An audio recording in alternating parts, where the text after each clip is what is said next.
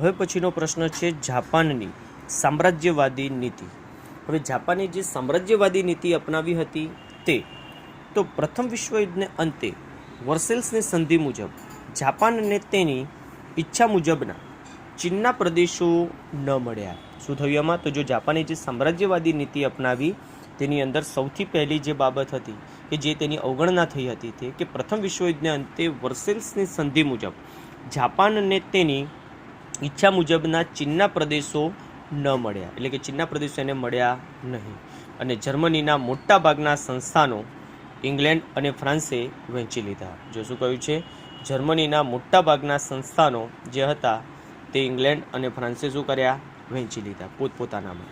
તેથી જાપાનને અસંતોષ થયો. જાપાનને શું થયું? અસંતોષ થયો. કારણ કે જર્મનીના જે મોટાભાગના સંસ્થાનો હતા ઇંગ્લેન્ડ અને ફ્રાન્સે એ બંને વહેંચી લીધા, જેના કારણે પરિસ્થિતિ શું થઈ? તો જાપાનને તેનાથી અસંતોષ પેદા થયો. અને ઈસવીસન 1921-22ની વોશિંગ્ટન પરિષદમાં ઇંગ્લેન્ડ અને અમેરિકાના નૌકાદળની કુલ સંખ્યાના માત્ર 35% નૌકાદળ રાખવાની દરખાસ્ત જાપાનને સ્વીકારવી પડી. જે 1921માં જે વોશિંગ્ટનમાં જે પરિષદ મળી હતી, જેમાં ઇંગ્લેન્ડ અને અમેરિકાના નૌકાદળની કુલ સંખ્યાના, એટલે કે અમેરિકા અને ઇંગ્લેન્ડની જે નૌકાદળની કુલ સંખ્યા હતી એને માત્ર 35% નૌકાદળ રાખવાની દરખાસ્ત જાપાનને સ્વીકારવી પડી હતી. અને જાપાનને રાષ્ટ્રસંઘની સમિતિમાં કાયમી સભ્યપદ ન મળ્યું. જાપાનને શું થયું કે રાષ્ટ્રસંઘની જે સમિતિ હતી એમાં કાયમી સભ્યપદ તેને મળ્યું ન હતું. અને જાપાનને સખાલીન અને સાઇબિરિયાના ટાપુ ખાલી કરવા પડ્યા, જેથી જાપાનના યુવાનો નાખુશ થયા. એટલે કે જાપાનની પાસે જે બે ટાપુઓ હતા જે જીતેલા બરાબર યુદ્ધ દરમિયાન, એ સખાલીન અને સાઇબિરિયાના, આ બંને ટાપુઓ જાપાનને ખાલી કરવા પડ્યા, અને જેના કારણે જાપાનના જે યુવાનો હતા એ નાખુશ થયા હતા. આ સમયે જાપાનમાં ચૂંટણી થઈ, તેમાં દેશમાં લશ્કરી ઢબના શાસનની તરફેણ કરનાર પક્ષોને બહુમતી મળી. શું થયું કે એ સમયે જાપાનની અંદર એક તો ચૂંટણી થઈ અને તેમાં દેશમાં લશ્કરી ઢબના શાસનની તરફેણ કરનારા પક્ષને બહુમતી મળી. અને જાપાનમાં લશ્કરી શાસને વિસ્તારવાદની નીતિ અપનાવી. ત્યારથી જાપાનની અંદર કઈ શાસન પદ્ધતિ આવી? લશ્કરી શાસન. અને એના કારણે થઈને વિસ્તારવાદની જે નીતિ છે તે જાપાનમાં જોવા મળી. ઈસવીસન 1932માં જાપાને મંચુરિયા કબજે કરી ત્યાં પોતાની મંચુકો સરકાર બનાવી. આ મિત્રો 1 માર્ક્સ માટે ખાસ ધ્યાનમાં રાખજો કે જાપાને મંચુરિયા પર કબજે કરી કઈ સરકારની સ્થાપના કરી? તો મંચુકો સરકારની સ્થાપના કરી. અને બીજી રીતના પ્રશ્ન પૂછાય આપણને કે જાપાને મંચુરિયા પર ક્યારે કબજો જમાવ્યો? તો ઈસવીસન 1932માં. કઈ સાલમાં? ઈસવીસન 1932માં. બરાબર, પોતાની મંચુકો સરકાર રચી. જાપાને જો કોરિયા, મંગોલિયા, સાન્ટુંગ અને ચીનના કેટલાક ભાગો પર કબજો જમાવ્યો, જેના કારણે શું થયું કે કોઈને કોઈ રીતના દેશોને જે એમની અવગણના થઈ એના પરિણામ સ્વરૂપે જ અલગ અલગ દેશોએ સામ્રાજ્યવાદી નીતિ જે હતી એ પોતાની ડેવલપ કરી, જેમાં જાપાને પણ પોતાની સામ્રાજ્યવાદી નીતિના ભાગરૂપે સૌપ્રથમ 1932માં મંચુરિયા કબજે કરી, ત્યાં એક તો મંચુકો સરકારની સ્થાપના કરી, અને સાથે સાથે બરાબર જાપાને કોરિયા, મંગોલિયા, સાન્ટુંગ અને ચીનના કેટલાક ભાગો પર કબજો જમાવ્યો. જાપાને જર્મની અને ઇટાલી સાથેના સંબંધો સુધારી તેમની જેમ સામ્રાજ્યવાદનો વિસ્તાર કર્યો. જાપાને શું કર્યું? જર્મની અને ઇટાલી સાથેના જે સંબંધો બગડેલા હતા એ સંબંધો એને સુધારી દીધા.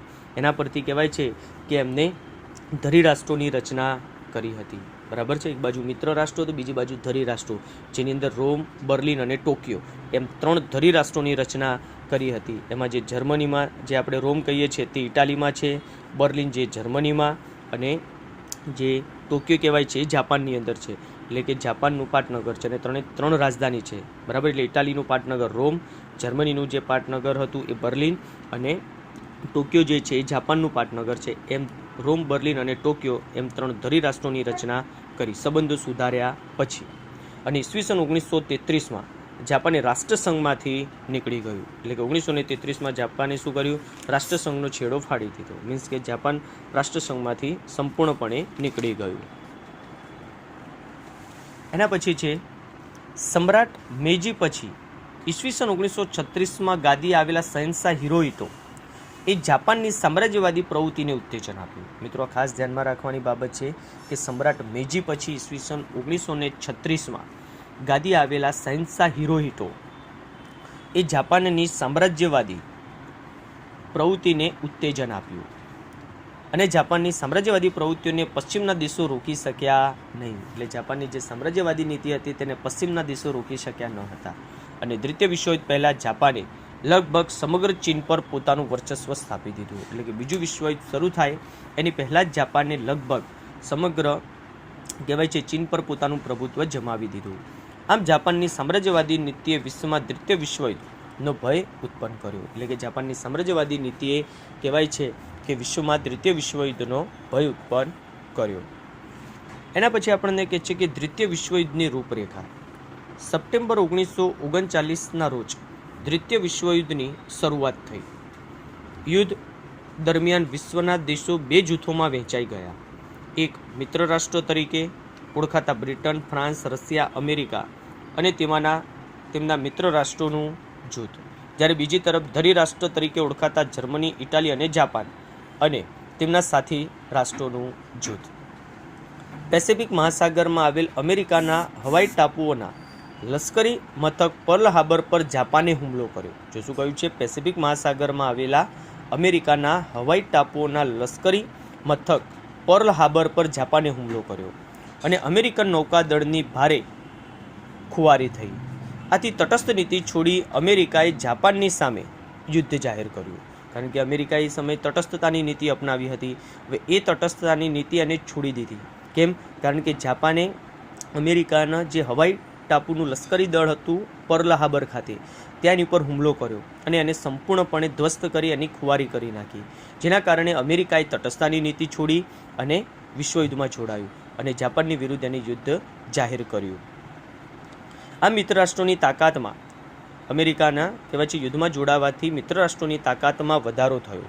પરિણામે યુદ્ધની બાજી પલટાવા લાગી. મે 1945ના રોજ જર્મનીએ બિનશરતી શરણાગતિ સ્વીકારી અને યુદ્ધમાં મિત્ર રાષ્ટ્રોનો વિજય થયો. એટલે કે બિનશરતી શરણાગતિ જ્યારે જર્મનીએ સ્વીકારી લીધી ત્યારે મિત્ર રાષ્ટ્રોનો વિજય થયો અને યુદ્ધનો અંત આવતા મિત્ર રાષ્ટ્રોએ જાપાન પર હુમલો શરૂ કર્યો અને અમેરિકાએ જાપાનના હિરોશીમા અને નાગાસાકી નામના શહેરો પર અણુબોમ્બ નાખ્યા અને તેનાથી મહાભયાનક વિનાશ થયો. એટલે અમેરિકાએ જે નાગાસાકી અને હિરોશીમા ઉપર જે અણુબોમ્બ ફેંક્યા એના કારણે થઈને જાપાનની અંદર મહાભયાનક વિનાશ થયો હતો.